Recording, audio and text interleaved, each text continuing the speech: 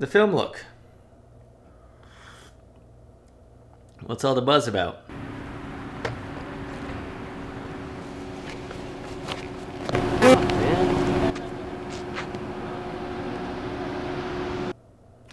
And that's me getting stung by a bunch of bees making this video. But what is the buzz about with all this film look? You know, it may just be me, but I love the film look and I love all the perfect imperfections that come with the look. Now, you might be asking, why don't we just shoot everything in film? I guess that's the only option we can get at. But it's expensive and it's hard and you can't see your shots and it's not the most reliable as digital cameras would be. So I guess the purpose of this video would be more so to talk about how I get the film look in a lot of my videos that you may see, and the process and the steps that I take, because the film look doesn't just start in the coloring process. I actually start with that in the pre-production, knowing that I want that look, and then go with my camera settings and gear I use accordingly to get that desired film look. And of course, this is not the only way. There are tons of different ways and tons of different directions you can go to get this look, but this is what works for me. So if you like it, which I hope you do, thank you. And if you don't, I'm assuming you'll click out of this video shortly. But I'm Brady, and if you haven't been here before, I'll be your host for the afternoon. And you know, make yourself comfortable, yada yada yada. Subscribe, like, share, tell your mom, tell your friends about it all. Anywho, let's talk about film and the characteristics of film. Well, I shoot film, and as you may know, I love shooting a lot of stills all the time because I just like spending my money towards Kodak and sometimes Fuji. Aside from the point, I love the characteristics that it gives. Now let's talk about these more general characteristics of film, which you might get out of analog film stock. Well, in a grand scheme of things, you're probably gonna see some blooming, like lights, bright lights are gonna have a little bit more of a glow. Maybe like a Pro Mist filter might give you that sort of look. You're also gonna get halation, where essentially in simple terms, around very bright light sources, you're gonna have this red glow and this red orb around that, essentially because the light is gonna cut through the film stock. There's different color channels in that film stock. There's gonna be a red, a green, and a blue, and as it passes through, it's gonna bounce off the back of your camera, reflecting on that back of that film stock, which is going to be, or the film emulsion, which is going to be the red channel. That's why you get this red bloom around a lot of these highlights. So you're gonna get that. You're gonna get grain.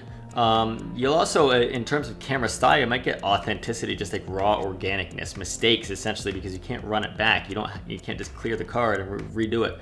So you're gonna see some more mistakes, some organic authenticity in it. Highlights are gonna look beautiful. Highlights are gonna roll off very smoothly when you get film compared to digital. The two highlight roll off is just very like unmatched with film. It's just very forgiving.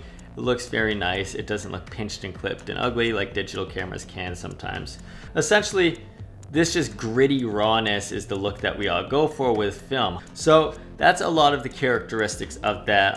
So now I want to talk about my camera settings. Well, a lot of us nowadays have relatively sharp, clinical, proper cameras that are great because they're sharp. There's no distortion or vignetting or softness, and they're everything you want.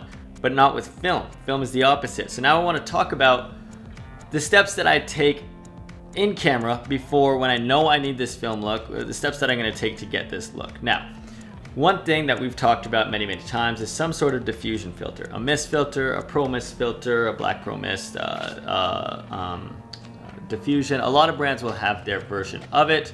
So a lot of the times I will use something like a Pro Mist filter on my lens, and that's going to take the highlights and bloom them. So instead of just seeing this very small specular light in frame, well, let's take this for example. I've got a mist filter on here. You see that it's blooming around the outside of it. You get this almost glow. So new MT Pro tube, by the way, just released today at the time of recording.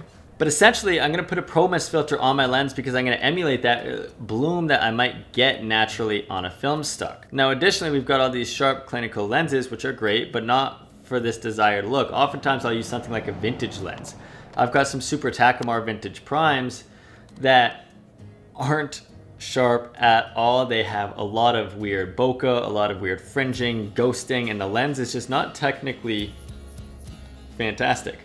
But I love the look that it gives, especially with a mist filter on top of it. So a lot of the times I will use one of these Super Takumar lenses on my camera because I know that it's gonna give me this really like ghostly, old vintage feel that'll look great with all of this blooming and halation, so on and so forth, that we're gonna get with this film look. Another thing that you might see is off-speed frame rates, especially in Super 8 cameras and 8mm cameras.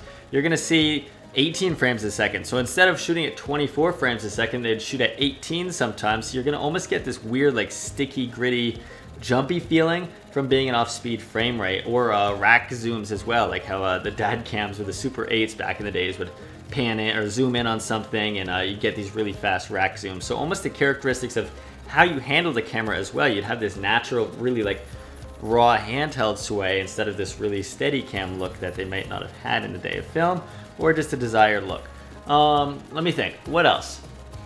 And then also my shooting style might change as well. If I know that I want some really like bloomy flares, I might intentionally put hot sources like a sun or a light fixture or a flashlight, something that's gonna shine into my lens, creating this ghostly blooming look, and also some lens flares if you got a really flary lens like some of my Super Takumars.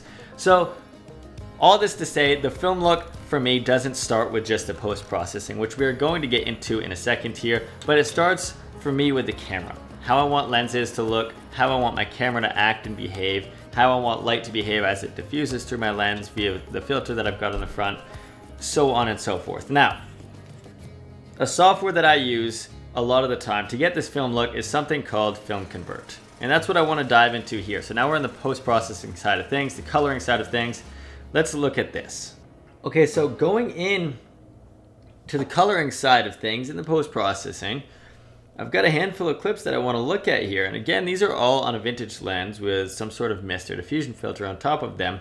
So you see that all of these are log, but you see that you've got a lot going on with flariness, blooming, soft little bokeh orbs and stuff like that. More blooming, we've got flaring, all of this fun stuff.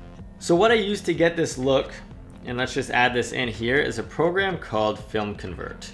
And Film Convert essentially is a plugin for DaVinci, for Premiere, for Final Cut, for all pretty standard editing softwares, where you will go in, add your camera profile in. So this was shot in a Sony FX6 at S-Gamut 3 Cine, and you apply your camera's codec, what camera you're shooting with, so then it knows how to, you know, translate everything on the back end. Then essentially you can go in and pick from a variety of different film stocks that they've got to offer. You've got some Kodak, Fuji, even some like noir, black and white kind of stuff, Delta 3200, which is fun. But for this example, let's use Vision 3 here. And you can go through and make all the adjustments in this one node, in this one plugin here. So you can change the exposure accordingly. If I shot it too cool, we can warm it up. If it's too magenta, let's green it up, add some saturation as well. And essentially it gives you an option. So say I wanted a 35mm look. Well, 35, I can do that, 35 full frame. Or say we want 8 or Super 8, you can get like this really chunky grain, which looks fantastic. But for this sake, let's do Super 16. Bam, so we've got some nice grain going on here on some 16 or Super 16, I like that. But then you can adjust, you know, stuff like your contrast, where your midpoint is of all of this. And that looks pretty good. Let's do a quick grade there. Nothing to take too long. But then also say I want more warmth in the highlights. You've got this grain curve, or this wheels down here as well.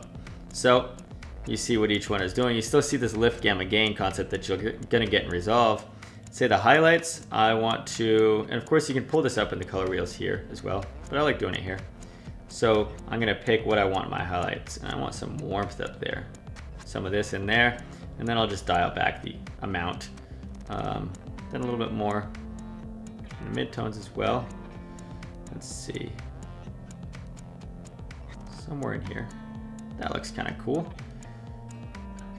And then some cool in the shadows.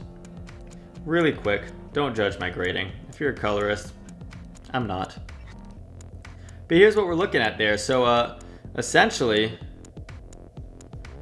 it's a very easy plugin to give you this film look. And it definitely, I've compared it to some of my film stock as well, and it definitely has an organic look. One thing that I would like to see is a halation tool, which a lot of the times I'll just add in post.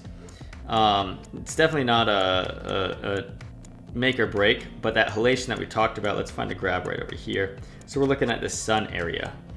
And let's find out, you can adjust how much of the region you want to affect. I think I want something like that. And the halation again is that red channel bouncing back off of the back of the camera's black back there onto the emulsion. It's gonna give you this red glow. Let's just up the strength a lot just to see what it's doing. You can see in here, you're getting this glow out of a lot of the highlights, which it's definitely heavy. Let's pull that back. But I do like a decent amount of halation. I kind of am happy with halation all the time. And you can just see it's very subtle. You see what it's doing in the waveform. You can see what it's doing in these highlights over here. Subtle halation. But honestly, between the two nodes, I mean, if I were to just play this clip out, it's a beautiful film stock and it's very accurate. I think in the past I've used Film Convert and I'm like, it looks good, but I went back around to it, and now that I've like given it its time of day, and I'm assuming things have changed over the few years, it's a beautiful program to work with. So let's just take this. These all look the same. Let's just do that. Let's sync all of these. And we can just kind of go through one at a time, making it super easy to look at all of these. And you're gonna see, I mean, beautiful colors. And even if you change it up partway through, you're like, hey, let's go for Fuji. What's that gonna do? Some sort of Fuji, I think that's a Turner, something like that. You can easily change that. Or you're like, I like that Kodak, but I wanna go back to 35mm. There you go, super easy. Another example of this halation you can see right around this post right there. Yeah, definitely is subtle, but I like the look that it gives, and it's very organic looking. It feels real, especially comparing it to some of my stills, like I said before. So moving on forward, look at this shot. We've got a dragonfly that's in there somewhere. And I would look at this and say, hey, a little bit warm, huh? Well, let's just go, cool it down. Bring back that. Bam. Easy. It's so easy to make changes on this, and it's a 2-node setup essentially. If you need to add noise, yeah, you can add a noise node right there. But I don't believe there needs to be a good noise reduction node at all. It looks really clean. And you can see that halation here as well. If it's too much for you, you can just definitely turn it off or dial it into your preference. But there you go. So it's a beautiful, and I'm gonna overlay some clips right now, but it's a beautiful way to get this film look. So I wanted to share this with you guys, how I get this film look. Again, it doesn't start just in color grading. It starts actually in camera in my first decision, lens, diffusion filter, how I run with my camera, how I'm actually holding it and playing with it, and how I'm lighting it as well, if I want harsh lights to bloom, etc. And then I bring it into post, and oftentimes I'm using Film Convert to dial in whatever film stock, dial in the look I need. I can still play with the levels and then easily shot sync through there and have everything look very, very similar and color matched through my project. So I'm gonna leave a link down below for the Film Convert side of things, because if you don't know how to color anything at all, well, Film Convert makes it so easy to do so. And it's very easy. You can just do like ultimately one node and one change to get yourself a very good looking filmic look to your footage. And I wanted to share that with you. So again, information is down below. If you like this video, hit the good old like button. I'm gonna go drink coffee and stay up until 3 in the morning because it's 6 o'clock, and I shouldn't do this, but I'm gonna do it. But yeah, I guess, do I say stay filmy? Let's go with that. Stay filmy. That's terrible. Just bye. See ya. Adios. Let's do one more. One more. Let's just sync it. Bam. Wow. I was not impressed. I was not expecting that. Beautiful colors. Anyway, cheers. See you next time.